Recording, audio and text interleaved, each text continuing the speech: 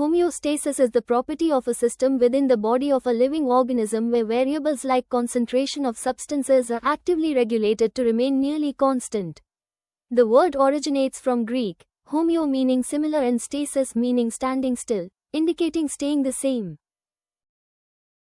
The concept was first described by French physiologist Claude Bernard in 1865, and the term homeostasis was coined by American physiologist Walter Cannon in 1926.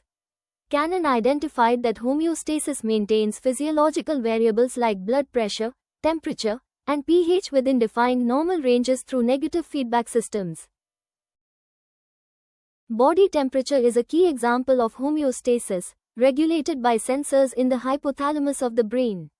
The set point varies throughout the day, following a circadian rhythm from 36.4 degrees Celsius at night to 37.5 degrees Celsius in the afternoon. This regulation adjusts during menstrual cycles and infections to produce fevers when necessary. Blood pressure is homeostatically controlled through stretch receptors in the aortic arch and carotid sinuses. These sensors detect pressure variations and send signals to the medulla oblongata, which then communicates with effector organs like the heart to adjust heart rate through tachycardia or bradycardia responses. Not all body variables are homeostatically controlled. Blood urea concentration is an example where there are no sensors. Urea is generated during protein metabolism in the liver and excreted by kidneys without active regulation. Its concentration varies with dietary protein intake without triggering homeostatic responses.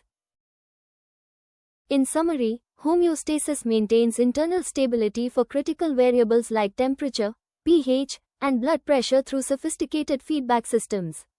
However, not all body processes are regulated this way, as seen with urea concentration. This balance between regulated and non-regulated processes allows the body to function efficiently in changing environments.